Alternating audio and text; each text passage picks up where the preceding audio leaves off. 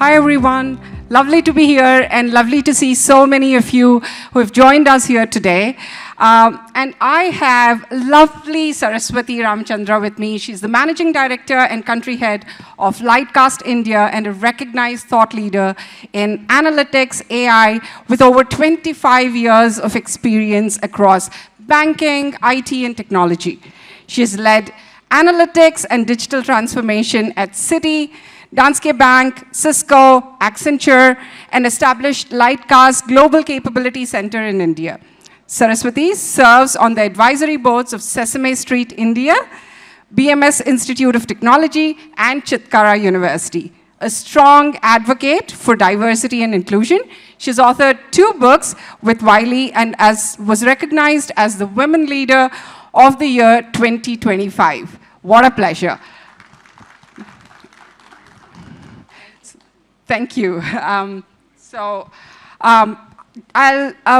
We have a timer set up, and I know that we are running a little late. So I think I'll jump right into questions. So the first question I want to ask you is that you've spent years working with data that's supported to tell us how opportunity is distributed, right? But sometimes what's striking is who doesn't even show up on that data. So when you look at India's labor market, who's still missing and why? Very interesting, right? Data to me has this funny duality. It either can illuminate or obscure. And when we are looking at all of the labor market across all countries, and when we do deep dive into India, because it's India-specific discussion that we are looking at, what we see in Lightcast data, and there are several other competitions that we look at data as well, is both humbling because we say that to date, it's not just what is visible that the data can speak, but when you do a little bit of deep dive, it's what is not visible. Data speaks volume of what is visible, but as analytics professional, we always question saying, what are we missing? And that's where the diverse thought, diverse data comes into picture. And it's a good question to ask because what is there visible in data is what we feed at the end of the day. And not everything is digitized. Funny thing, just a personal quote, I suddenly get that notice and I've paid all my tax and it's not even in the email saying that you have not paid the tax and you have to pay lakhs for penalty now. It's fine, right? Because that data was not digitized. So we live in a world today where what is visible is what has been put or fed as data. And that is mostly what is digitized. And in India, about 80% of the workforce, which is gig workforce, migrant workforce, is not digitized today. So it's not visible. So I think it's important to ask what is not visible. Exclusion is not about competency. It's about context. So we need to contextualize that data, and what is visible is only the digital roles, mostly, which is all around AI, cloud computing, and things like that. And that's the data that is visible to us. And 80% of the India workforce is not that, and it's not visible. When we look at opportunity, and we reach the participation across passing this river of data, then we see that we are actually able to roar higher and soar higher. Thank you. I think we made a strong opening by saying that for those of you who may not know, 93% of India's workforce is in the informal sector, works in the informal sector. And it's such a humbling thought to know that most of it is not represented in the digitized workforce, right? So moving on, if analytics can cover who gets left out in the new economy, what do you think employers should take responsibility for first? Should it be expanding access or building readiness to actually include people that they say they want to work with? And I'm asking this question because data can point to exclusion, right? That this is not part of the workforce. But inclusion still depends on organizations' willingness to change. So, yeah, your thoughts. Again, I'll quote a personal narrative, right? And then we can get a little deep dive into what organizations can do. When we joined workforce, several years back, there was nothing called diversity. Everybody was hired, everybody was asked to do certain roles, and we did. Eventually, we realized unless we focus on certain segments, we are not doing justice to that segment of people. So everybody started to put metric for the right reason. And I always go back and I love the ads. I always go back and look at the ads that are coming up because they always are the first movers in identifying where the market is heading to. And when you look at the numbers today, almost 92% of the decisioning is done by women. And that kind of segmentation was missed out. And so rightly so, we started putting the numbers. And somewhere we started believing that's inclusion. But that is really not inclusion. That's a checklist of the metric, right? So eventually, when I did several roles in one of the organization, day one, somebody very senior, my peer says, oh, we have a diversity hire. Believe me, that's the most insensitive thing to say, because that's when you start to question saying, am I hired for capability or am I check box to somebody, right? And definitely you do not want to be the checkbox because that kind of carries over to multiple layers. You're promoted, because you're different gender.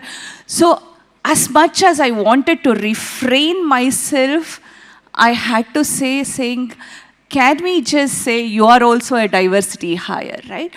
I think a lot of it also depends on us to call out when we see injustice to start with. But also when we look at data analytics, we see women are left out in a lot of places. We see tier 2, tier 3 cities are left out. We see migrant workers are left out. We see gig workers are left out. And this is data speaking. This is, when we do the analytics, all of it is visible, right? I see inclusion as not check in the box. It is a cultural thing. And it's a strategy for an organization, right? Moment it's check in the box, it's one of the diversity days. It's a poster on one single day and it's a program run by somebody. It has to be beyond that. It has to be a culture that is run on a day-to-day basis. And the way I look at it is, how do we integrate it? And I look at it as three pillar, I don't know what the fourth pillar is, but hardwire in policies and in the performance, which is the metrics we talk about. Yeah. Soft skill in calling out the narratives. I think I have personally seen when you go through the pain, when you hear your colleague going through the pain of whatever kind of diversity that we talk about, is when the inclusion begins, right? And then also make it a strategic initiative from the leadership which is sustainable. That's how we at least recommend based on the data that we see. Thank you. We were just outside having a coffee and we were talking about about one of the mentorship programs that a large digital company in India runs in their tier 3, tier 4 cities, and how fantastic it is to see young college kids from tier 3, tier 4 cities. They were telling us things like, oh, there's not even a cinema hall in our town, ma'am. You should come here, and all of that. So it's really, I think it takes effort and it takes well-intentioned sort of programs. It has to be a conscious effort. Yeah. But it's nice to see government focusing on tier 2 cities, and I can't be more happier sitting here saying, okay, I do want to support in whatever capacity. Yeah, definitely. So sometimes well-intentioned inclusion programs also fail because the ecosystem around them isn't ready. So they may want to have a lot of women on the factory floor, but the ecosystem around them is not ready to sort of take that, or in any other way, right? The workplace culture or the supply chain or digital access. So can analytics actually help us spot that early, and can data itself warn us when the system is not ready? Sure. I mean, data is like smoke detector, right? You can actually see there's going to be fire.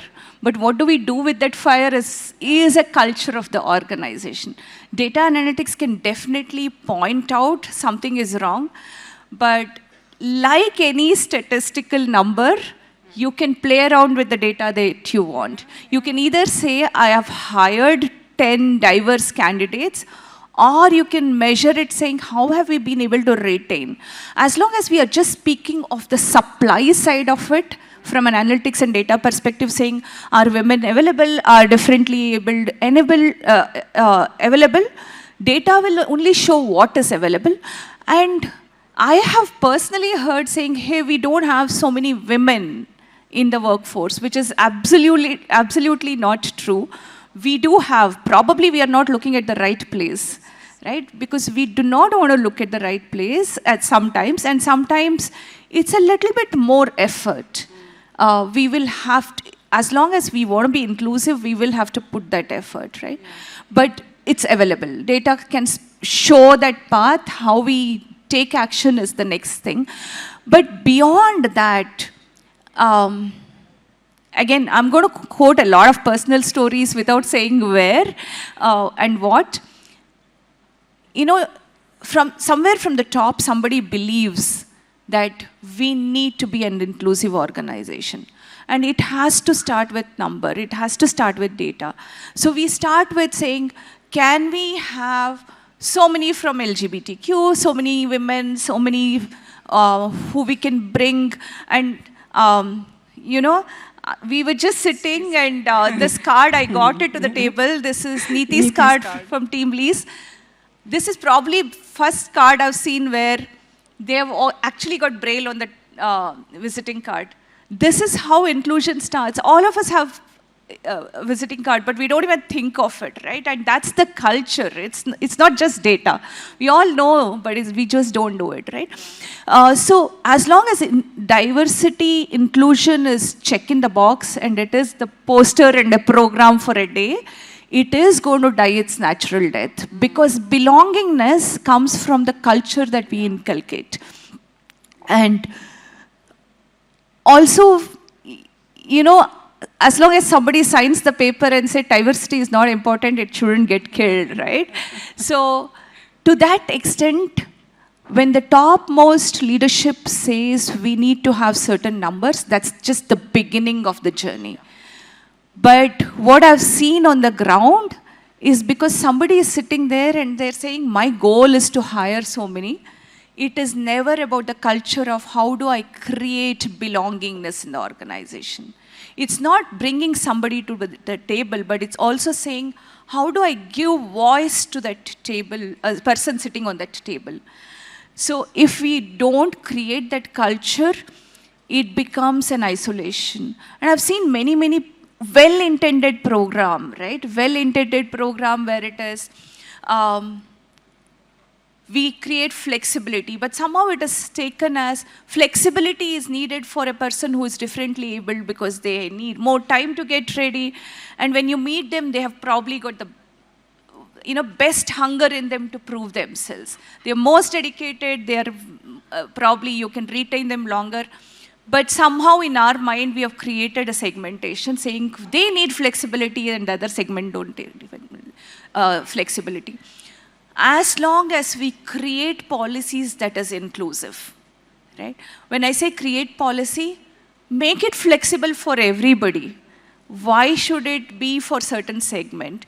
And so personally, what the one statement saying diversity hire, that was a lot of trigger for me. And I mean, I find myself guilty. So.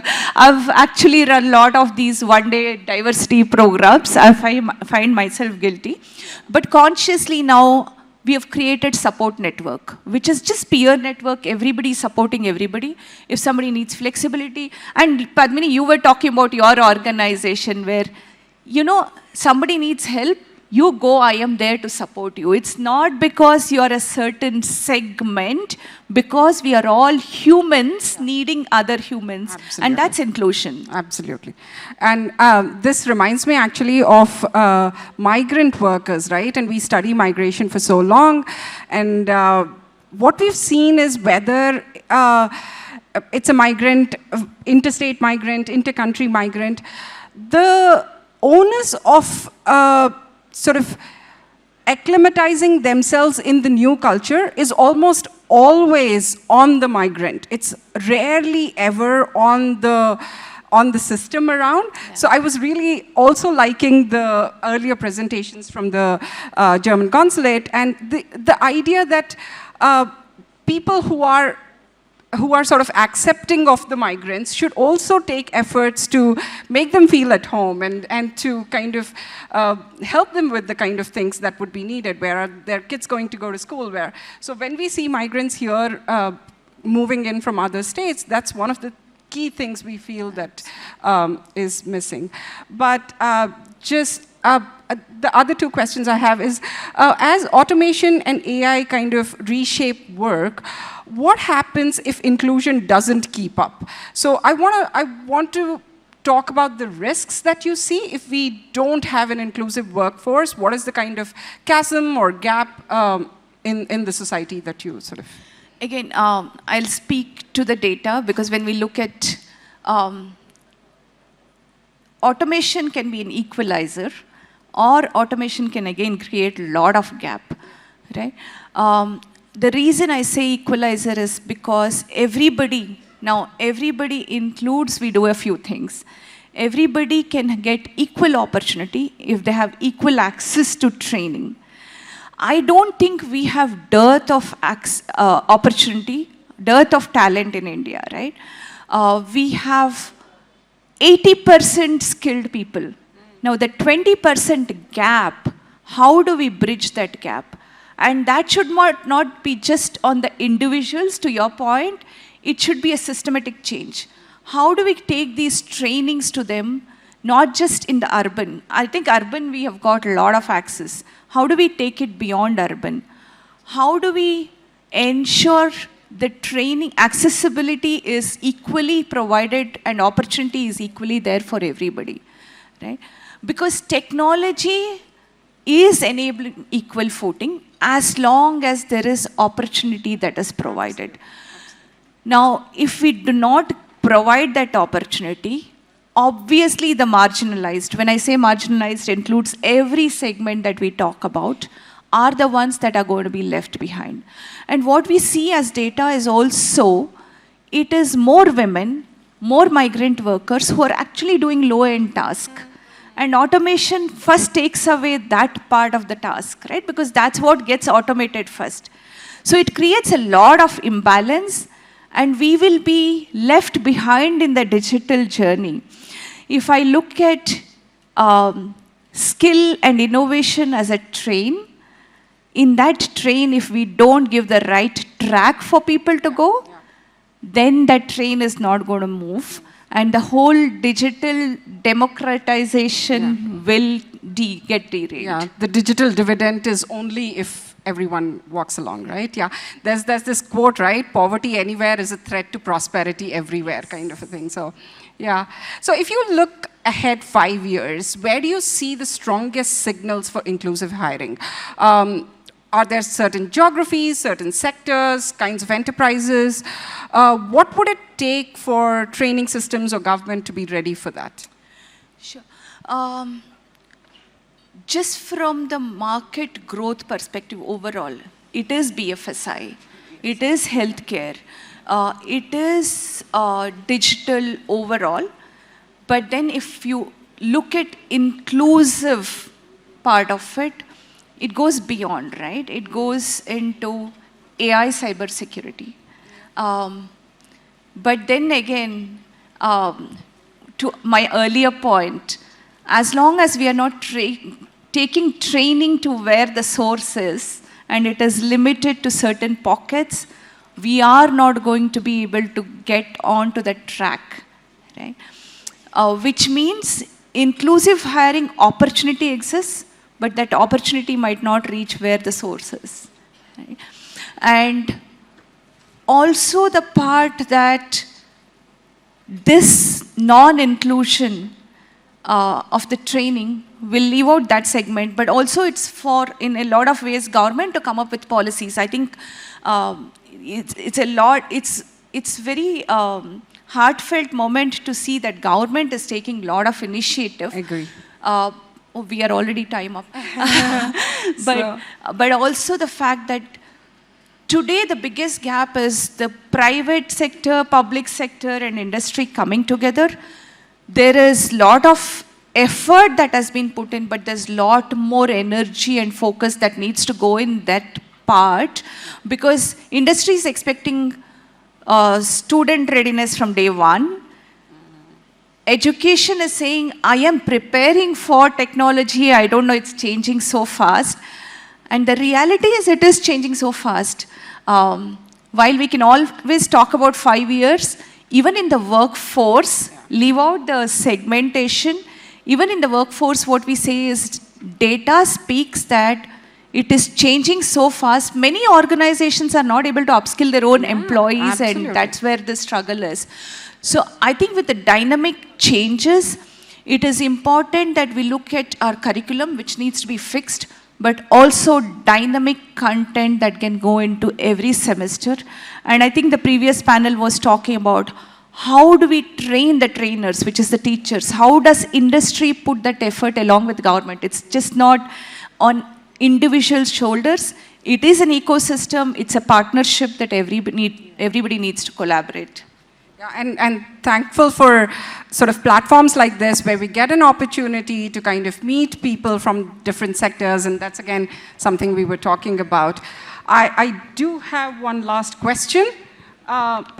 So yeah, I want to know, and this is something I genuinely want to know, what would it take for India's labor markets to become inclusion ready, not as pilots or mandates, but inclusion ready by design? What would it take a country's labor market? So I won't say India stands out alone. I think in a lot of ways we have more progressive thinking compared to a lot of other countries. And I think I'm really proud, right? If I have to be born again, I would say India again, because no, we are progressive in a lot of ways. But just in terms of your specific question, for us to be inclusive, we today don't have, there are 3 kinds of labor markets, right? White, blue, gray. White market is all digitized, and it's easy to look at that data and say, so many job opportunities are there. Again, when we talk about job opportunities, we are not necessarily mapping it to skill, but that's a different conversation altogether. But when it comes to gray and blue, it's very unorganized sector. As long as we don't digitize that, we will continue to have the challenge. And the second part of it is also, whatever data we see, there is a man's face in the front for even the work done by women or others. But we know, by intuition, by other things, there is a lot of women out there working for men. It's just that data is not there. And for us to be more inclusive as a country, we need to make sure we capture that data right. Yeah, and how do we define even the whole idea of worker kind of And thing? that's a lot of work. Yeah. Thank you so much. This has been brilliant. And over to you, Simran. Yeah. Thank you. Thank you so much, ladies. One thing I have to talk about Padmini, and I cannot get down the stage without. I've been to many panels, but she's one who's well-structured, well-organized, on the top of things, and it's been such a brilliant thing to be able to collaborate with her. Thank you. Thank you so much. Let's give a huge round of applause to our moderator and speaker.